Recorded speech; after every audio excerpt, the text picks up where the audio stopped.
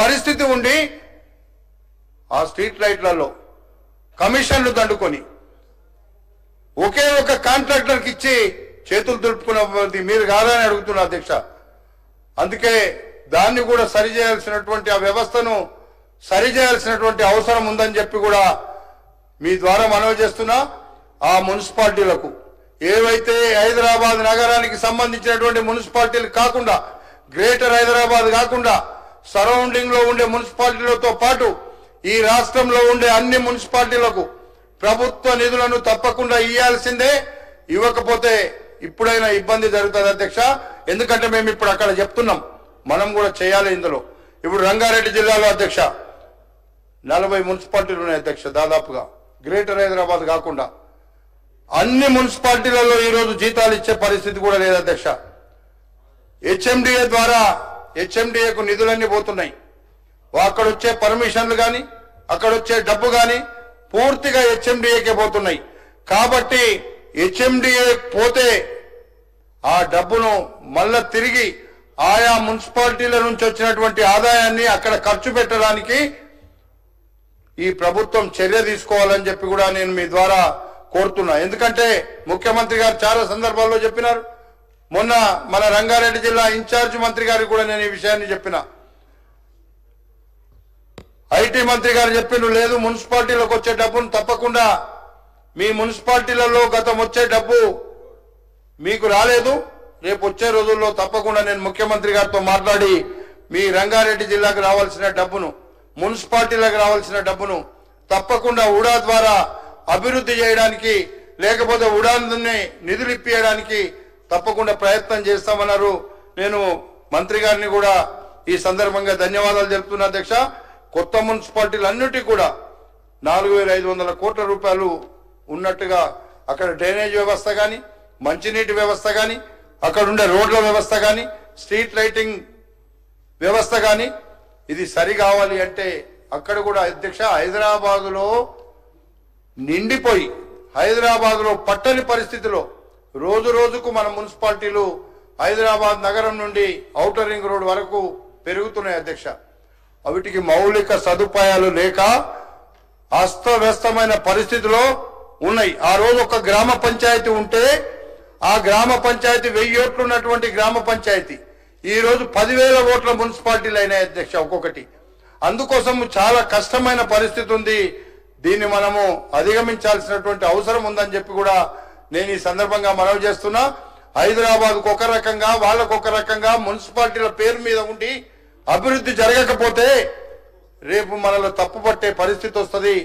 ఎవరో తప్పు చేసిండ్రు కాబట్టి మనము అది కంటిన్యూ చేయాలనుకోవడానికి వీలు లేదు అధ్యక్ష. ఇక్కడ నేను మంత్రి గారిని, ఇక్కడనే మన రంగారెడ్డి జిల్లా ఇన్ఛార్జ్ మంత్రి గారు శ్రీధర్ బాబు గారు ఉన్నారు, నేను మీ ద్వారా కోరుతున్నా, మీరు రంగారెడ్డి జిల్లా ఇన్ఛార్జ్ మంత్రి కాబట్టి మమ్మలను, మా ప్రాంతంలో ఉండే ప్రజలను మీరు వెంటనే వాళ్లకు పోయే నిధులు, మున్సిపాలిటీలకి వెళ్ళిపోయే నిధులన్నిటిని కూడా ఆయా ప్రాంతాలకే ఖర్చు పెట్టి వాళ్లను ఆదుకోవాల్సినటువంటి అవసరం ఉందని ఈ సందర్భంగా మీకు నేను మనవి చేస్తున్నా అధ్యక్ష.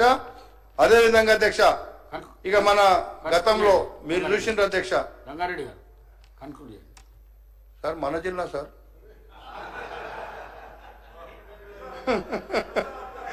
మీకు వద్దంటూ కూర్చుంటా, నాకేం అబ్జెక్షన్ లేదు. రంగారెడ్డి జిల్లా కాబట్టి కనీసం ఇక జిల్లా గురించి చెప్తా సార్.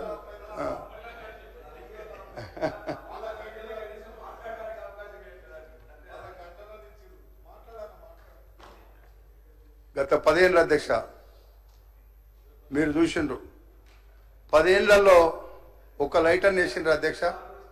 గ్రామ పంచాయతీల డబ్బులన్నీ తీసుకొచ్చుకున్నారు. గ్రామాలలో ఆఖరుకు స్వీపర్లకు కూడా జీతాలు ఇవ్వలేని పరిస్థితి ఉంది. మున్సిపాలిటీల డబ్బులన్నీ తెచ్చుకున్నారు, మున్సిపాలిటీల జీతాలు ఇవ్వలేని పరిస్థితి ఉంది. చెప్తున్నా, చెప్పినాక మళ్ళీ మీరు మాట్లాడతారు కదా, ఎట్లాగా చెప్పండి అప్పుడు. అందుకే మీరు మోసం చేసింది ఎక్కడే, అన్ని ఎక్కడే చెప్తున్నా. అందుకే కేటీఆర్ గారు అయితే బాగా చెప్పేది. నిజంగా అది చెప్తుంటే నేను అనుకునేది, మున్సిపల్ మినిస్టర్ కదా బ్రహ్మాండంగా చేస్తాడేమని. ఒక 5,000 కోట్లు ఇచ్చిండంటే 5,000 కోట్లు తీసుకున్న ఇయ్యలేదు అధ్యక్ష. ఆ మున్సిపాలిటీలను కుదువ పెట్టి డబ్బులు తెచ్చి 5,000 కోట్లలో కొన్ని అక్కడ ఉంచుకొని కొన్ని మాత్రమే ఇచ్చారు అధ్యక్ష.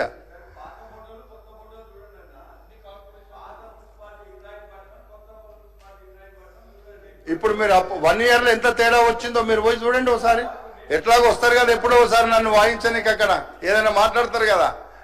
ఇప్పుడు అప్పుడు ఓడిచ్చిర్రు, ఇప్పుడు మాట్లాడతారు వచ్చి. ఓకే, అదే చెప్తున్నా, అది కూడా చెప్తా. కాంగ్రెస్ ప్రభుత్వంలో అధ్యక్ష అప్పుడు జరిగిన అభివృద్ధి తప్ప అధ్యక్ష మున్సిపాలిటీలకు ఒరిగింది ఏమీ లేదు. మీరు కేవలం మాటలు చెప్పిండ్రు, పని చెయ్యలేదు. కాబట్టి ఇప్పుడైనా మేము చేస్తుంటే మీరు ఇంకా మాకేమన్నా కావాలంటే సజెషన్ ఇవ్వండి తప్ప మీరు మమ్మల్ని అంటే మీకు అది మీకే రివర్స్గా వస్తుంది అనేటువంటి మాట కూడా మీ ద్వారా నేను మనవి చేస్తున్నా. ఏది ఏమైనా నగరంలో ఉండేటువంటి వరదల కారణంగా పేదలు అనేక ఇబ్బందులు పడ్డారు అధ్యక్ష.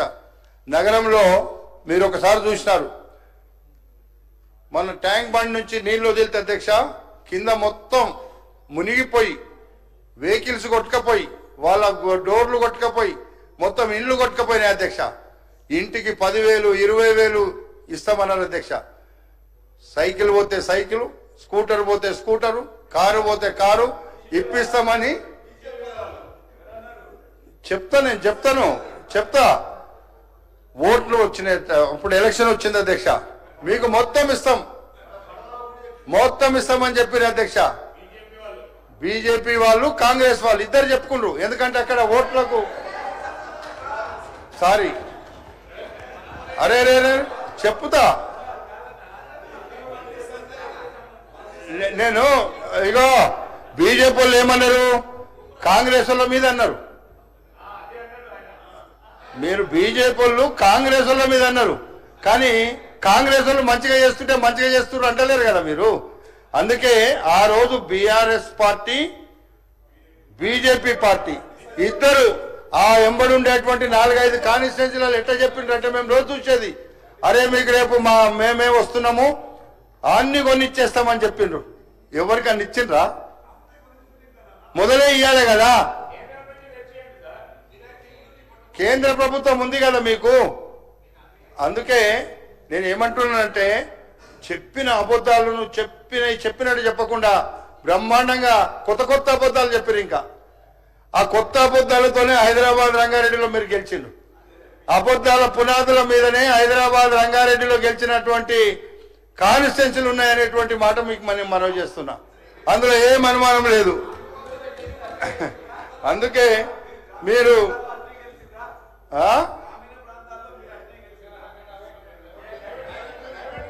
ఓకే సరే, అబద్ధాల పునాదుల మీదనే గెలిచిర్రు అన్న. అందుకే నేను ఏమంటున్నా అధ్యక్ష, ఇప్పుడు ఇవన్నీ వాళ్ళు ఇవ్వలేరు అధ్యక్ష. వాళ్ళు చేసినటువంటి కార్యక్రమాలు చాలా గొప్పగా చెప్పుకుంటారు తప్ప చేసింది ఏమి లేదు. అందుకే ఆయన ఇల్లు పోతే ఇల్లు ఇస్తామని కూడా అన్నారు, ఒక్క ఇల్లు ఇవ్వలేదు, ఏమి చేయలేదు అధ్యక్ష. కేవలం మాటలు చెప్పిండ్రు. ఈరోజు మేము మాట్లాడుతుంటే మాట్లాడకుండా అడ్డం పడుతుండ్రు. 1 అవర్ కాదు, మేము ఇంకా మంచి కోసం చెప్తున్నప్పుడు చెప్పని రాదండి. అందుకే నేను ఏమంటున్నా అంటే అధ్యక్ష, ఇప్పటికైనా నాకు నమ్మకం విశ్వాసం ఉంది. అందుకే ప్రభుత్వం ఎప్పటికప్పుడు నేను చూస్తున్నా అధ్యక్ష, ఎప్పటికప్పుడు బ్రహ్మాండంగా వాళ్ళు ప్రభుత్వం ఇస్తామని చెప్తున్నారు. కాబట్టి తప్పకుండా ఇండ్లు ఇచ్చే కార్యక్రమం కానీ, మూసీ నది ప్రక్షాళన కార్యక్రమం కానీ, కొత్త సిటీ కానీ, ఇవన్నీ కూడా ఒక మంచి ఉద్దేశం. ఇదన్నీ కూడా హైదరాబాద్ నగరానికి అనుబంధంగానే ఉన్నటువంటి పరిస్థితి ఉంది అధ్యక్ష. అందుకే హైదరాబాద్ నగరం బాగుపడాలంటే ఈ కొత్త టౌన్లు వచ్చి అక్కడ అభివృద్ధి చేస్తే మనకి ఇక్కడ ఉండే ఇబ్బందులు కూడా తగ్గిపోతాయని చెప్పి మీ ద్వారా నేను తెలియపరుస్తున్నా. అందుకే మన ముఖ్యమంత్రి గారు నగరం పైన ప్రత్యేక దృష్టి పెట్టి ఇవన్నీ చేయాలని, ప్రధానంగా వరద కారణంగా ముప్పుకు గురి అవుతున్నటువంటి రోడ్లను శాశ్వత పరిష్కారం కోసం ముఖ్యమంత్రి గారు తీసుకుంటున్నటువంటి చర్యలు ఇందులో భాగంగానే అని చెప్పి మీకు ఈ సందర్భంగా మనవి చేస్తున్నా.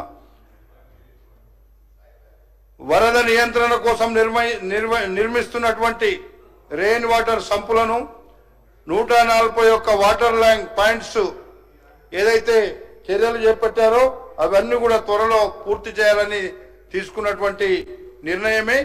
ఈ పనులన్నిటిని కూడా ముఖ్యమంత్రి గారు స్వయంగా పరిశీలించి అధికారులకు సూచన చేశారు అధ్యక్ష. ఈ చర్యల వల్ల శాశ్వత పరిష్కారం లభిస్తుందని, తప్పకుండా హైదరాబాద్ రంగారెడ్డి జిల్లా ప్రజలకు మంచి జరుగుతుందని, వర్షాకాలంలో వచ్చేటువంటి రోడ్ల మీదకి వచ్చేటువంటి నీరు కానీ ఆ యొక్క చేసినటువంటి ట్రాఫిక్ కు తీవ్ర అంతరాయం కలుగుతున్నప్పటికీ దీని మీద ఎలాంటి మీరు పని చేయకుండా కేవలం దృష్టి పెట్టకుండా